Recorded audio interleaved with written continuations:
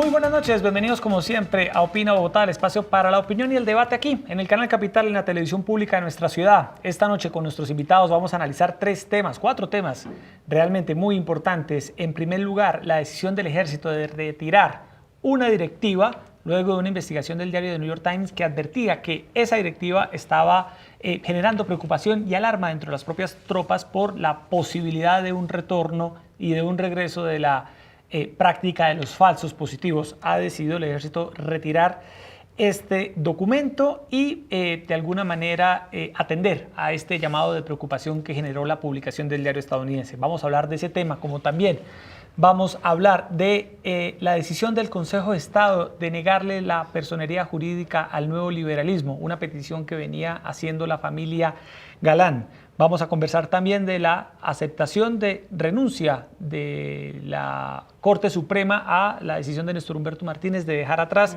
la Fiscalía General de la Nación. Temas por doquier en nuestro país. Como siempre, Erika Fontalvo, muy buenas noches. Hola, Yesid, muy buenas noches. Para todas las personas que nos ven a esta hora, muchas gracias por estar una vez más en este Opina Bogotá, en el que hoy nos volvemos a ocupar de esa directiva que, como usted bien advertía, Yesid, ya fue retirada por el comandante del ejército, por el general Nicasio Martínez, en momentos en el que se empiezan a conocer voces, entre ellas de un senador demócrata muy importante de los Estados Unidos, el senador Patrick Leahy, que le ha pedido al gobierno del presidente Iván Duque que a su vez le solicite a la senadora del Centro Democrático, María Fernanda Cabal, las pruebas de esas acusaciones en torno al periodista que elaboró este artículo en el New York Times. También hemos conocido hoy que el gobierno le ha enviado a través de la Cancillería una carta al diario, al New York Times, quejándose por el manejo de este artículo que planteaba el resurgimiento, la posibilidad de que en Colombia se diera nuevamente una época de falsos positivos. Y adicionalmente también un tema para nuestra discusión. El gobierno ha trascendido, estaría revisando las hojas de vida, Yesid, de al menos 11 generales que estarían mencionados en casos de violaciones de derechos humanos en el país. Sin lugar a dudas está muy alborotado el avispero en torno a este tema. No se calma a pesar del retiro de esa directiva por parte del ejército. Para conversar sobre estos temas esta noche nos acompaña el senador Juan Manuel Galán. Senador Galán, como siempre, un gusto tenerlo aquí en nuestro programa. Buenas noches. Buenas noches, Yesid. Buenas noches, Erika. Buenas noches, doctor. Un gusto acá estar con ustedes y gracias por la invitación. Bueno, y nos acompaña, Erika, también el profesor abogado Javier Rincón Salcedo de la Universidad Javeriana. Él es el director, Erika, de un observatorio de derecho militar de esta prestigiosa universidad que nos va a ayudar a entender precisamente este escándalo que se desató con la investigación del diario The New York Times. Doctor Rincón, buenas noches, bienvenido a Opina Bogotá, Canal Capital. Muchas gracias, Yesid, muchas gracias, Erika, por la invitación. Un placer estar con ustedes. Sobre todo el sentir de los militares, porque claro, hemos conocido las declaraciones, Yesid, del ministro de Defensa, del comandante del Ejército, pero ¿qué podrán estar pensando, qué podrán estar sintiendo en este momento los militares de Colombia frente a este asunto que es claramente un tema de honor de nuestro ejército de Colombia? Bueno, empecemos. La primera pregunta para ambos, inicio con usted, senador Galán, es ¿cómo interpreta esta decisión del ejército de retirar esta polémica directiva luego de la investigación del diario The New York Times? Pues me parece que era lo correcto, era lo que debía hacer el ejército. Aquí pues nos acordamos de toda esa historia de los falsos positivos. Me acordé de la historia de los debates que citamos con Cecilia López en la Comisión Segunda del Senado, en donde hicimos una investigación exhaustiva sobre el fenómeno de los falsos positivos en Colombia y encontramos que es un fenómeno que tiene más de 35 años de historia en nuestro país. El primer caso se produjo en el año 84, pero con la política de seguridad democrática, en donde el gobierno puso en marcha unos incentivos perversos a través de directivas ministeriales, eso generó pues unos estímulos muy contraproducentes dentro de la cultura militar para medir sus resultados y su efectividad de acuerdo a los muertos o las bajas en combate.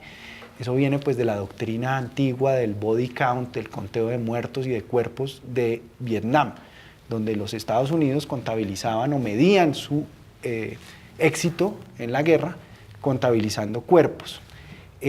pues hicimos los debates en esa época, el país pues se aterró por lo que ocurrió, sobre todo con el caso de los jóvenes de Soacha. Eso tuvo repercusiones pues internacionales, y a raíz de eso pues se hizo una reforma muy grande en cuanto a la justicia penal militar. Se hizo un acto legislativo, una ley estatutaria, una ley ordinaria del sistema penal oral acusatorio en el juzgamiento de los militares. Se estableció una línea divisoria muy clara, una línea roja entre los delitos que afectan gravemente los derechos humanos, que no podían ser conocidos por la justicia penal militar, sino por la justicia ordinaria, pero nunca se tipificó el delito de ejecución extrajudicial. Y eso también generaba dificultades para identificar los casos de qué se trataba exactamente. Entonces se hablaba de homicidio en persona protegida, en fin, pero no se hablaba específicamente de ejecución extrajudicial. Entonces, pues yo creo que es acertada la decisión, porque ese fantasma de los falsos positivos no puede volver. Yo creo que es uno de los capítulos más negros y más dolorosos que ha sufrido la historia de nuestras fuerzas militares, pero yo creo que la responsabilidad, Yesida, hay que exigírsela al gobierno, porque el gobierno tiene la responsabilidad política de imponerle presión a las fuerzas militares para mostrar resultados, cueste lo que cueste muchas veces, condicionando las carreras militares de muchos de esos miembros de la fuerza pública a arrojar esos resultados con muertos en combate. Ya vamos a hablar de ese tema de responsabilidades, porque también muchos analistas estiman que aquí debe haber claros responsables frente a este hecho, pero doctor Rincón, usted se ha leído varias veces la directiva, lo comentábamos antes por fuera de cámaras.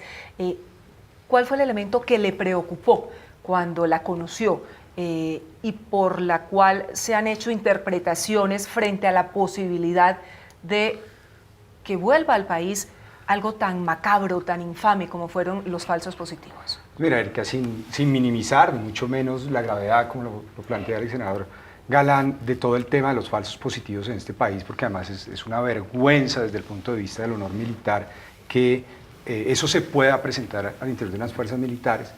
Cuando uno lee la directiva, lo que encuentra es, digamos, una desafortunada mención, diría yo, a que dentro de los resultados operacionales, pues resulta en últimas necesario tener en cuenta las bajas en combate, pero ojo, no solo, porque la directiva es clara, no solo en las bajas en combate de, llamémoslo, el enemigo, que serían los grupos al margen de la ley, sino de las propias tropas. De hecho, hay un ítem grande. Y entonces, creo que el elemento que detona todo esto es el hecho de que allí estén, digamos, contabilizados los posibles muertos o las posibles bajas en combate. Claro, eso pues admite la doble interpretación de esto es una invitación a volver al pasado con este body count, y entonces es que lo que nos están pidiendo muertos. O la otra interpretación, que creo es la que quiso darle realmente el comandante del ejército y este grupo de generales, que yo creo que desde la dirección jurídica del Ejército Nacional están haciendo un esfuerzo ingente por transmitir todo eso que desde la ley se ha buscado empujar, de respeto por los derechos humanos, de hacer las operaciones dentro del más estricto respeto al derecho internacional humanitario, y es que necesitamos que las fuerzas militares operen y necesitamos poder llevar un control muy claro de cómo se están desarrollando esas operaciones a partir de los resultados que se están presentando. Yo creo que cuando el comandante del ejército decide retirar la directiva, no es que él esté aceptando que la directiva puede llevar a que se generen situaciones de falsos positivos. No, yo creo que él lo hace sí con muy buen criterio, pero es un criterio de no querer dejar ni siquiera en el ambiente esta idea de que siquiera en el ejército se están pidiendo muertos. Esa no es la lógica. La lógica realmente es la de tener unas fuerzas militares muy profesionales, en las cuales sus comandantes, porque es que esto estaba dirigido específicamente a los generales, es decir, no estamos hablando de cualquier oficial de cualquier rango dentro de la jerarquía, donde los comandantes tienen que decir operacionalmente cómo van a desarrollar sus actividades, cómo creen que se pueden desarrollar. Y como lo decías, cuando lo comentábamos un poco por fuera de cámara, yo decía, es que no puede ser ni siquiera, para mí es casi que impensable que un general pudiera, o un coronel, pudiera pensar que si le dicen, usted nos tiene que decir cómo van a ser sus operaciones, cómo se va a mover en este ámbito y cuáles van a ser sus resultados, es que lo están invitando a asesinar civiles, para decirlo de una manera un poco cruda. Pero te recuerdo un poco lo que usted dice, doctor Rincón, es un tema de interpretación, senador Galán. ¿Cree usted que de pronto también estos documentos a lo mejor se deberían, Erika, escribir y redactar quizá con mayor claridad para que no se preste a ninguna confusión sobre qué es lo que está ordenando el comandante del ejército? Frente a los antecedentes que muy hay? bien explicaba el senador Galán hace un momento. Lastimosamente hay una historia muy larga y muy dolorosa de estos casos, y por eso cualquier directiva interna reservada, que no necesariamente sea para el público exterior, pues tiene que, o sea, no puede estar abierta a unas interpretaciones ambiguas. Y comentábamos ahora con el doctor sobre el tema de los incentivos perversos, que fue la causa directa del periodo de la seguridad democrática, donde hubo, según el CINEP y la metodología del CINEP, la reconoció como válida el gobierno y las fuerzas militares en esa época. Fueron más de 2000 casos que se produjeron cuando la seguridad democrática estuvo gobernando, y se encontraron directivas ministeriales que hablaban de esos incentivos, de que pudieran salir los militares que tuvieran resultados con conteo de muertos, que pudieran tener ascensos, que pudieran tener medallas, que progresara su carrera militar. Y eso venía del poder político y de la presión que el poder político ejercía sobre las fuerzas militares por resultados, pero eso sí quedó en la total impunidad. Es decir, nunca se asumió ni siquiera la responsabilidad política frente a esos hechos ocurridos durante la seguridad democrática. Ahí hay un punto que a mí me parece importante, y es que, claro, cuando uno coge solo la directiva, pues la directiva aislada, y creo que también es un poco el argumento que presentan los militares, en particular el comandante del ejército, pues la directiva aislada golpea tremendo, porque son 3 páginas. Entonces, 3 páginas así descontextualizadas, sin tener en cuenta toda esa cantidad de cartillas, documentos, capacitaciones que constantemente el ejército está enviando como mensaje a sus soldados, a sus oficiales y suboficiales en todos sus grados, pues claro, puede llevar a generar escándalo. Pero yo creo que aquí es muy importante contextualizar la manera en cómo al interior del ejército en particular, porque es donde se presenta el inconveniente, cómo se está manejando ese tema de los incentivos perversos, que yo creo que es una discusión, creería, todavía más importante que el hecho mismo de la directiva, y cómo se está balanceando eso de acuerdo con todas esas experiencias pasadas que tanto daño le han hecho no solo al país, sino a la propia fuerza, a través de toda esta formación en derechos humanos y derecho internacional humanitario. Y en un punto que a mí me parece importante, el senador planteaba el tema de los ascensos. Ya, es que esto debería tenerse en cuenta. Fíjense que el ejército lo ha hecho. Hay una directiva que es una evaluación que se llama la evaluación 360 al interior del ejército, que toman a los oficiales, y ya no es una cuestión de eventualmente cuáles fueron sus resultados operacionales, sino aquí es todo. O sea, cuál es su comportamiento ético, cuál es su comportamiento moral, usted cómo ha manejado las cosas. Es decir, esto es más rígido, o sea, es una selección todavía más rígida de la que uno podría esperarse antes, como consecuencia, estoy seguro, de labores Erika, como las que han realizado en el Congreso. Sí, un tema. También se advierte quizá una posible grieta al interior del ejército, conflictos entre oficiales, y hay versiones que señalan que esto también podría obedecer a diferencias entre los propios militares, que este tema se haya conocido. De hecho, apenas salió la investigación del New York Times, el propio comandante del ejército puso un trino donde hablaba y hacía referencia a la lealtad, y después lo tuvo que borrar y dio pie a esta interpretación.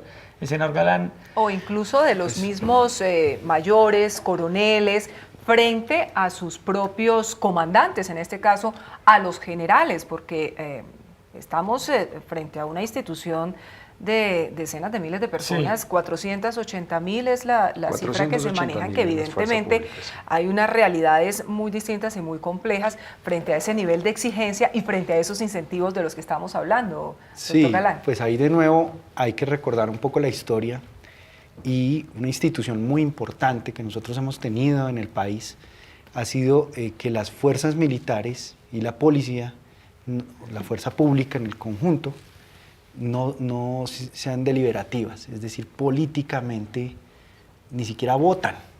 Eso viene un poco de la herencia del Frente Nacional, de la guerra de la década del 50, después del asesinato de Jorge Eliezer Gaitán, y de cómo existía la policía chulavita y de cómo... Y hoy me preocupa que ha habido un intento sistemático de politizar a nuestras fuerzas militares y a la policía, a obligarlas, a presionarlas para que tomen partido. Y eso es gravísimo, porque ahí se empiezan a generar las fisuras y las divisiones de las que habla Yesid, porque se empiezan a generar facciones, partidos, orientaciones políticas dentro de las fuerzas, cuando las fuerzas deben estar cohesionadas, deben ser fuerzas que responden al Estado colombiano, a los derechos humanos, a todos los ciudadanos por igual, que no deliberan, que no militan en ningún partido, ni toman partido. Eso lo hemos dado por descontado y me preocupa que ha habido un intento, especialmente de la derecha y del uribismo, por presionar a los generales y presionar a los miembros de la fuerza pública para que tomen partido, y eso es gravísimo. Yo creo que el doctor Galán toca aquí un punto muy, muy importante, y es casi que yo diría que quienes pretenden supuestamente proteger a las fuerzas militares politizándolas, lo único que hacen es desprotegerlas completamente. Y las desprotegen completamente porque es que, por ejemplo, en esta discusión que tenemos sobre este tema puntual de la directiva, pues uno sí echa de menos, o digamos, no parece coherente que quien esté en todos los medios intentando dar explicaciones y decir cómo son las cosas, sea el propio comandante del ejército. Uno esperaría que quien esté dando esas explicaciones, porque si esa directiva salió, eso es una directiva que viene del gobierno, pues el que estuviera dando las explicaciones tendría que ser el ministro de Defensa. ¿Debe asumir su responsabilidad en este caso, precisamente, doctor Rincón, doctor Galán? Pues yo creo que sí, porque es que, digamos, las fuerzas militares, por su propia estructura, están hechas para obedecer a una autoridad instituida, y esa autoridad está en cabeza, pues, del ministerio y está en cabeza de la presidencia de la República. Entonces, esta idea de que los militares se tienen que defender solos, ¿no? O sea, lo que pasa, entonces váyase usted y defiéndase solo, porque es que es como si usted fuera un satélite de nosotros. Pues si no puede, o sea, no puede presentarse, está mal que se presente, y eso resiente y sin duda alguna termina politizando a algunos miembros de la fuerza pública. Y yo no hablaría tanto de división, sino más de politización, que lleva ¿a qué?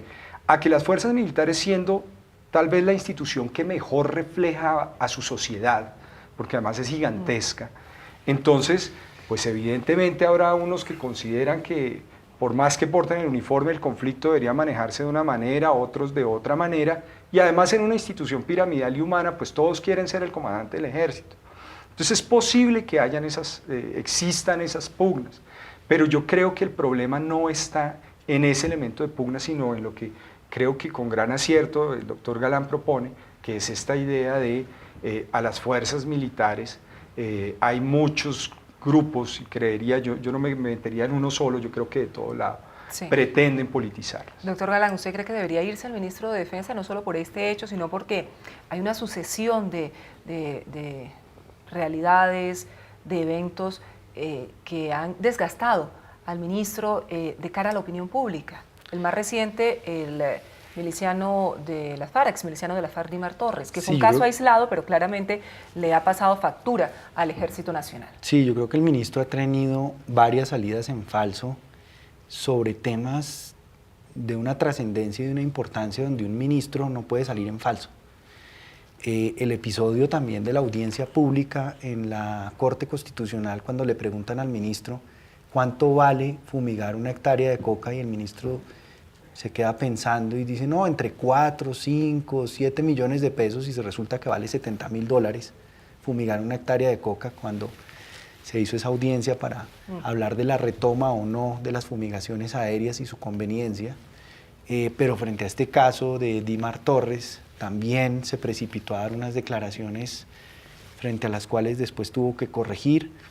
Entonces sí se percibe una falta de liderazgo, no sé internamente cómo sean las relaciones entre el ministro y los generales, cómo sea el día a día del trabajo en el ministerio, pero la imagen que están proyectando, la percepción que hay en la opinión pública, sí es una percepción de bandazos, de desconcierto, de falta de claridad y de rumbo frente a la gestión y el liderazgo en el Ministerio de Defensa. Bueno, vamos con el segundo tema. Quisiéramos aprovechar, Erika, la presencia aquí del senador Juan Manuel Galán para hablar de una lucha que viene dando la familia Galán para revivir la personería jurídica del nuevo liberalismo, el movimiento que fundó su padre, Luis Carlos Galán Sarmiento, junto con el entonces ministro de Justicia, Rodrigo Lara Bonilla. El Consejo Nacional Electoral, ahora el Consejo de Estado, le negaron la personería jurídica a este movimiento político, y la familia Galán ha anunciado que va a acudir a instancias internacionales. Senador Galán, ¿por qué el Consejo de Estado negó esta petición de ustedes y qué viene en este caso? Bueno, lo primero es decir, Yesid, que no solamente nosotros como familia estamos en esta lucha, son miles, cientos de miles, creo, me atrevería a decir millones de colombianos que en su cabeza y en su corazón tienen un afecto especial por el nuevo liberalismo, porque representó unas ideas de cambio en Colombia, de una nueva manera de hacer política, de un nuevo país. Y eso pues todavía los colombianos lo tienen en su memoria, lo tienen en su recuerdo y sienten la nostalgia por la militancia de esas ideas. Y de alguna manera el nuevo liberalismo representa la continuidad de las ideas de Luis Carlos Galán, que no murieron con él y que no pudieron asesinar con él. El Consejo de Estado pues toma un fallo adverso al reconocimiento de la personería, realmente por un argumento de tipo formal, que niega de tajo el exterminio que el movimiento sufrió. Es decir, está demostrado por sentencias judiciales de la Corte Suprema de Justicia, tanto la de Santofimio Botero como la de Maza Márquez, que hubo un exterminio. Por eso el caso de mi padre es de lesa humanidad, por eso el asesinato de Rodrigo Lara es de lesa humanidad, por eso el de Guillermo Cano es de lesa humanidad, Jorge Enrique Pulido, que fue otro periodista militante del nuevo liberalismo que fue asesinado en esa época, el alcalde de Puerto Berrío, los atentados a Enrique Parejo en Hungría, Alberto Villamizar acá en Bogotá, a Iván Marulanda, varios atentados en Antioquia.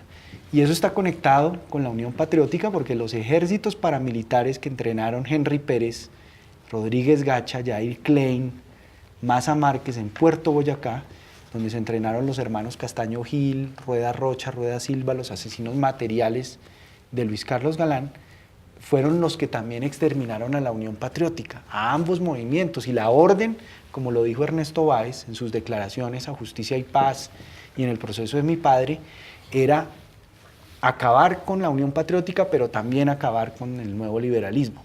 Entonces, realmente en el contexto de ese exterminio, la cancelación de la personería jurídica por parte de mi padre, supuestamente voluntariamente, pues se dio a través de un engaño, porque él, de buena fe, cumplió su parte del acuerdo, que era lo que le exigía el Partido Liberal como única condición para hacer la unidad, que era cancelar la personería jurídica. La exigencia de mi padre y del nuevo liberalismo era un acuerdo sobre un proyecto de reforma constitucional que se hundió porque le metieron un mico en el año 90 de un referendo sobre la extradición, y se tuvo que hundir todo ese proyecto de reforma constitucional que plasmaba la visión del nuevo liberalismo en la Constitución.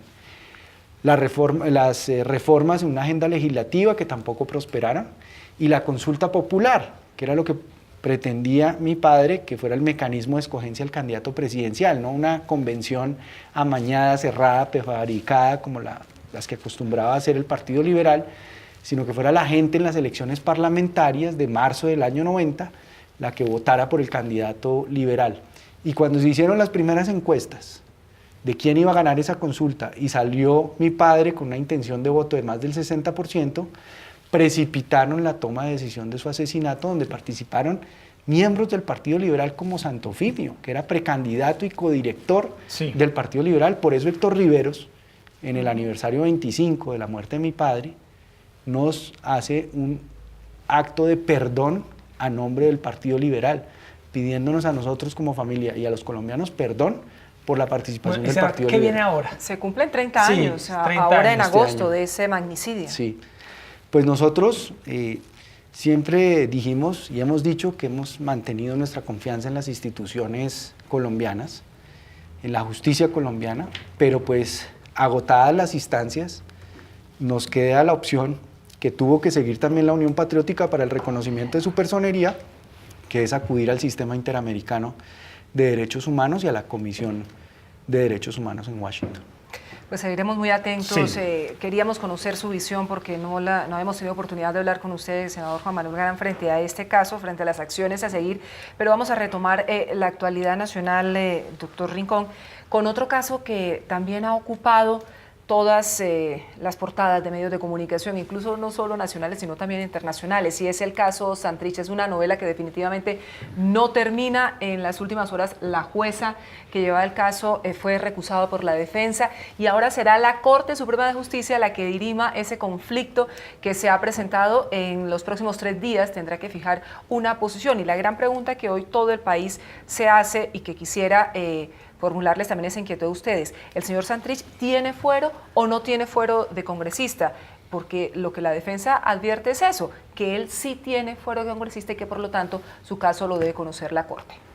Pues yo honestamente creo que no tiene fuero de congresista, y honestamente lo creo porque además el Consejo de Estado ya en nutridísima jurisprudencia ha dicho que por disposición del artículo, en una interpretación del artículo 122 de la Constitución, para que un funcionario, cualquiera sea su origen, es decir, elección popular, nombrado, para que pueda acceder al ejercicio de sus funciones, debe posesionarse. O sea, la posesión, yo creo que todo esto se da es porque a veces la gente piensa que la posesión es como una especie de acto protocolario al que uno va allá y entonces el presidente le da una palmadita al funcionario público y entonces quedó posesionado. Pero no, es una solemnidad que además, en el caso de los congresistas, el senador Galán dará fe de eso, pues es tan importante que además es toda, digamos, toda una ceremonia, es una verdadera solemnidad, porque aquí está pues la confianza del pueblo en sus representantes, y entonces es de una importancia capital. El Consejo de Estado ha dicho hasta la saciedad que la simple elección o que el simple nombramiento no genera ningún tipo de derechos, que hasta tanto no esté posesionado no se deriva ningún derecho. Si uno lo mirara por el absurdo, porque a veces creo que estas situaciones uno las puede llevar un poco al absurdo y pensar que entonces si no se necesita posesión, entonces, pues, ¿cuántas personas simplemente por el hecho de haber sido elegidas, entonces ya tendrían fuero? O sea, solo por el hecho de la elección. Entonces dicen, no, pero es que casi que no tiene sentido, tiene que posesionarse. Y la ley quinta le da una importancia especial a o sea, ¿usted coincide la posesión? con el doctor Rincón en el sentido de que no tiene fuero? Sí, coincido, porque la ley quinta además taxativamente menciona que la no posesión dentro de los 8 días siguientes al 20 de julio, que es la instalación de las sesiones, es causal de pérdida de investidura. Entonces el señor nunca tomó posesión de su cargo. Entonces, es más, está si en tiene curso una persona que sí está ahí ejerciendo esa posición que él debía asumir, pero por razones obvias no lo hizo. Exactamente. Entonces yo coincido en que pues no hay fuero. Y hay un elemento importante, ahorita con el tema de la pérdida de investidura, porque esta mañana el profesor Manuel Charri manifestaba que uno, o sea, que sí había fuero, porque si no, entonces, ¿qué perdía? ¿No? O sea, ¿cuál investidura iba a perder si nunca la tenía? Y yo creo que esa es una, con todo el respeto por el profesor Charri, pero es una inadecuada interpretación, porque la verdad es que la pérdida de investidura lo que busca es sancionar, o sea, es una sanción que va hacia futuro y muy, muy grave, pero por el hecho de traicionar esa confianza que le fue depositada en las urnas por no posesionarse. Pero no es quitarle el cargo. O sea, no se trata de quitarle el cargo, se trata de usted no se posesionó, usted nunca quiso ocupar el cargo, usted traicionó la confianza de sus electores y en consecuencia usted tendrá una sanción hacia futuro para poder siquiera aspirar a un cargo de elección popular. Pero no es que le estén quitando lo que no tiene. Sí, ¿no? sale debilitada la JEP, sale debilitada la justicia en general en Colombia con el caso de Santrich. Ex senador Galán, ¿qué lecciones mire, deja este caso? Porque hoy en día, Erika, lo cierto es que hay que esperar el Sí. proceso nuevo que se le abrió por parte de la Fiscalía y la apelación de la Procuraduría ante la JEP. Mientras tanto, pues la gente en Colombia sí quiere que este caso pues se esclarezca prontamente. Mientras hay más voces que cuestionan las competencias de la JEP, porque es que la JEP se creó para un propósito y ahora aparentemente ya no es útil porque está manipulada, porque la JEP tiene otro tipo de situaciones que no responden a lo que la mayoría de los colombianos quieren. Entonces ya todo el mundo dice, ¿la JEP sirve o no sirve? Pues mire, Erika y Yesid, yo otra vez vuelvo a la historia. Yo creo Sí. que aquí lo más importante para preservar es la verdad y el acceso a la verdad por parte de las víctimas. Y no podemos repetir la historia con los paramilitares. Los paramilitares los extraditaron y con ellos se fue la verdad. Porque esta es la hora que muchas víctimas de esos paramilitares no conocen lo que ocurrió. Entonces, quienes están apoyando la extradición de Santrich, quienes están gritando que extradítenlo, pues realmente se están prestando precisamente para que la verdad se desaparezca con ellos, que la tienen además y que no se la han entregado a la Justicia Especial para la Paz, a sus víctimas y a la Comisión de la Verdad. Entonces yo creo que independientemente de ese debate un poco jurídico, formalista, sobre la fecha de la prueba y los acuerdos y qué dicen y todo eso y quién es competente y quién no, aquí el criterio para mí rector en la toma de esa decisión en cuanto al presidente de la República es garantizarle la verdad a las víctimas y si ese señor tiene una cantidad de verdad que no le ha contado a la justicia, a sus víctimas, que se quede acá y que entregue en primera instancia la verdad. Antes de ser extraditado. Sí, porque si no entonces pasa lo que pasó con los paramilitares y ese es el miedo que hay a que se conozca la verdad. Y esa fue la razón para mí de fondo para extraditar a los jefes paramilitares en un principio, para que no se supiera la verdad en Colombia sobre las masacres, sobre los delitos tan graves que se estaban investigando y que se estaban denunciando en esa época en Colombia y que siguen sin esclarecerse y que con dificultades la justicia ha ido avanzando poco a poco en esclarecer esos crímenes. Yo creo que aquí el debate de fondo es ese. Es que estos señores estén aquí en Colombia respondiendo y entregando la verdad, porque además la JEP se justifica es por la verdad. O sea, la gente accede a la JEP porque demuestra una intención genuina de aportar la verdad. Si no, entonces no lo deben admitir a la JEP. Usted ve, doctor Rincón, desde su experticia como abogado, un choque de competencias que se debe aclarar de alguna manera y de ahí este pacto que está Erika tratando de liderar el presidente Duque para hacer claridad. Claro, es decir, yo creo que lo que pasa es que pues, llegan una gran cantidad de instituciones nuevas, fruto del acuerdo, y entonces ya el sistema es disfuncional y si uno a un sistema disfuncional además le agrega más instituciones, pues lógicamente pues, el sistema se resiente más. Pero yo creo que aquí el elemento importante es el siguiente. Cuando el doctor Galán ponía presente el tema político, yo creo que donde la JEP pareciera estar entrando, y yo así lo creo, en competencias que no le corresponden, es que está haciendo análisis, tal vez por proteger a las víctimas, pero análisis de tipo político, intentándole dar visos jurídicos. ¿En qué sentido? Casi que en este momento pareciera que la decisión de extraditar a Jesús Santrich estuviera en cabeza o de la JEP o de la Corte Suprema de Justicia. Y a tal punto se ha enviado ese mensaje que a todo el mundo se le olvidó que aquí el que decide a quién se extradita o no es el presidente de la República. O sea, aún si la Corte Suprema de Justicia dijera sí, ese señor puede ser extraditado, Eso no es una obligación para el presidente de la República. El presidente de la República podría decir, pues yo sí considero, pero efectivamente por razones de tipo político, yo creo que por las víctimas o por la verdad, pues este señor sí lo están pidiendo en extradición, pero yo considero que él debería quedarse para rendir acá. Esa es una decisión del presidente de la República. Entonces, lo que uno cuestiona tanto en este momento es casi que la JEP le quite al presidente de la República esa competencia de carácter, en últimas, político, para decidir quién se va o quién se queda a través de, diría yo, unos tecnicismos, unos formalismos de cuándo fue la prueba, que si las pruebas tenían, que si no tenían, cuando lo cierto es que, digamos, desde afuera uno ve las pruebas y uno dice, pues aquí el problema no era de pruebas, el problema efectivamente es qué tanto tenemos que proteger la verdad, pero es que eso no le corresponde ni a la JEP ni a la Corte Suprema de Justicia, sino en este caso al presidente de la República.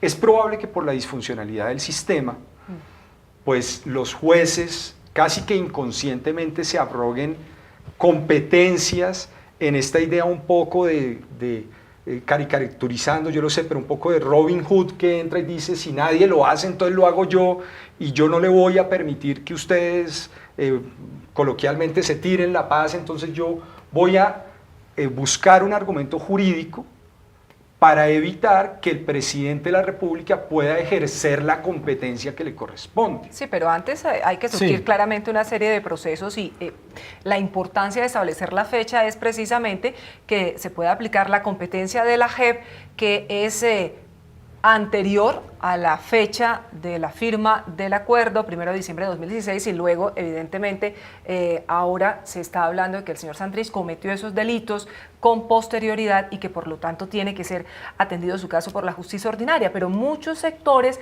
advierten, doctor Galán y doctor Rincón, que detrás de toda esta situación está la JEP de por medio, en el sentido de eso, de las competencias de la JEP, de restarle la institucionalidad a la JEP para intentar darle un vuelco total.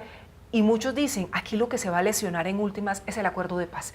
Es el tema de la paz, ya los jefes del partido FARC han dicho vamos a ir a las zonas, a los espacios territoriales de reincorporación a hablar con los excombatientes donde hay preocupación, donde hay inquietud. Veíamos también a alias Iván Márquez diciendo que la entrega de las armas había sido un error y había sido un fracaso. Entonces estamos recibiendo los colombianos una gran cantidad de mensajes en torno a que todo lo que se hizo, todo lo que el país ha dado en los últimos años ha sido un verdadero desastre, doctor Galán.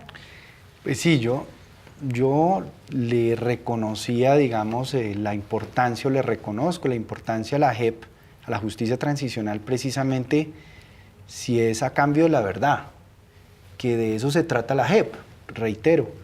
Es decir, si una persona admitida en la JEP no colabora con la verdad, no aporta la verdad, pues lo vencen en juicio, y en un juicio donde la condena pues está establecida de acuerdo a lo pactado. Pero si colabora con la verdad, pues recibe unos beneficios. Pero a mí me parece que también estamos acá como en una serie de distractores, cuestionando que esté débil la extradición. Me parece que la extradición nunca ha estado débil. Es decir, la extradición se supone que se aplica bajo un principio de reciprocidad entre los estados, y la tradición que hay de cooperación con Estados Unidos en materia de extradición es de muchísimos años atrás. Eso no está en peligro de nada. Lo que está en peligro es que no conozcamos los colombianos la verdad sobre casos gravísimos de violaciones a derechos humanos, de delitos atroces, donde las víctimas están esperando por lo menos conocer la verdad. Y hay un intento de muchos sectores radicales de a toda costa evitar que se conozca la verdad, usando como pretexto la extradición y levantando ahora también otra cortina de humo, que es la constituyente, que la única salida que tiene este país es la constituyente, y ya sabemos el salto en el vacío por la experiencia de venezolana y de otros países, el salto en el vacío, que es una constituyente donde uno sabe cómo empieza, pero jamás sabe dónde termina. Doctor Rincón. Sí. No, yo creo que la JEP como a todos los jueces les ha pasado. O sea, esta no es una discusión nueva en Colombia, y creo que la gran discusión se dio en relación con la Corte Constitucional, que viene desde el 91. Insisto, cuando entra una nueva Corte a ser parte de una institucionalidad que ya es bastante disfuncional, pues todo se resiente. Ahorita, pues, ¿cuál es la crítica directa a la JEP? Sin duda alguna que está usurpando competencias, que está arrogándose funciones que no le corresponden y un poco que no se está autorregulando.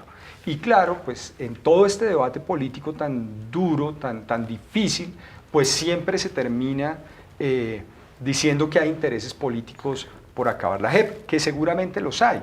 Pero yo creo que, aunque sea muy difícil separar el debate, yo lo entiendo, pero yo creo que aquí amerita el análisis estrictamente jurídico de cuáles son realmente las competencias de la JEP por una cuestión de simple seguridad jurídica, o sea, de saber hasta dónde vamos y hasta dónde puede ir y qué va a pasar. Y ya viene, claro, el debate político de cuáles son los instrumentos que está un grupo u otro grupo utilizando para ejercer presión, porque es que al mismo tiempo, sin entrar en el debate político, pues mi condición de profesor de la Universidad Javeriana, pues no es lo que me corresponde. Es agnóstico políticamente, doctor. Exactamente. Entonces, pero lo que yo sí tengo claro es que definitivamente las instituciones no pueden depender de las presiones que vengan de uno u otro grupo. Es decir, Erika, comentabas que pues las personas, los señores del partido político FARC, entonces se van todos y se están reuniendo y fue un error entregar las armas y fue...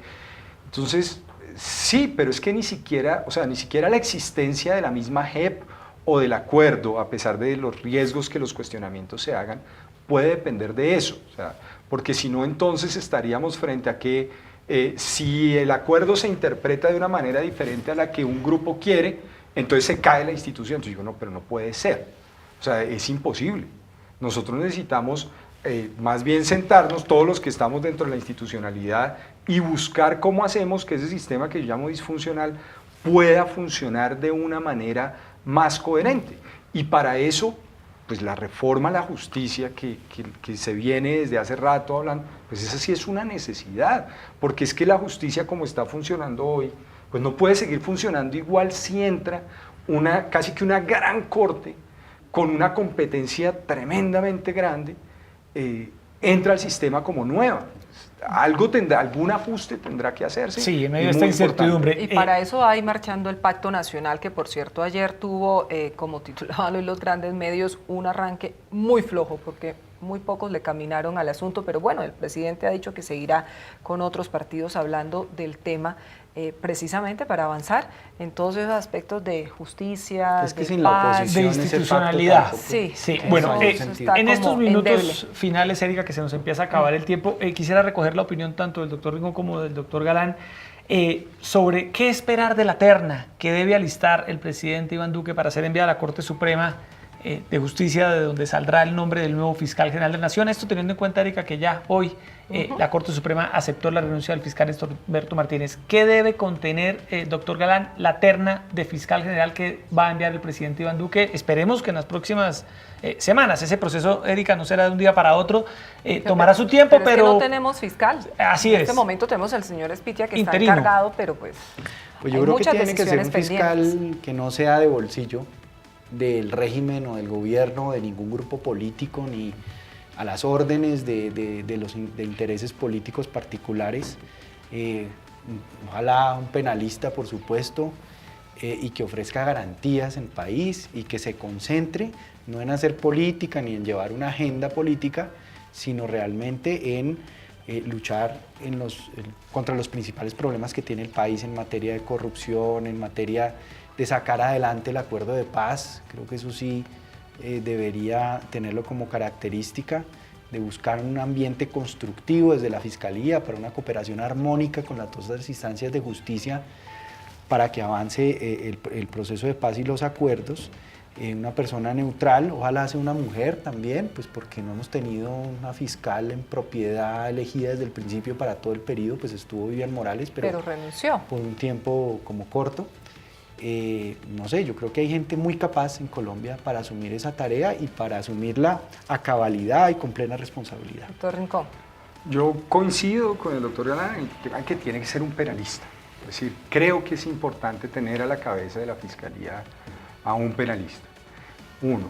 Dos, creo que es muy importante que se busque dentro, diría yo, de la función pública, no necesariamente desde afuera. Creo que de pronto buscar en la función pública puede ayudar a tener un fiscal que sea más mesurado en general y que esté de pronto más concentrado y sin querer tener una proyección realmente política, sino muy dedicado a lo que corresponde, y sin duda alguna tendrá que ser una persona que sea tremendamente conciliadora, o sea, muy firme en sus posiciones, pero sin duda alguna tremendamente conciliadora, porque lo que acabamos de ver precisamente es que va a ser un funcionario que se va a tener que mover entre casi que, no digamos que dos ordenamientos diferentes, pero sí muchos países, entre dos espacios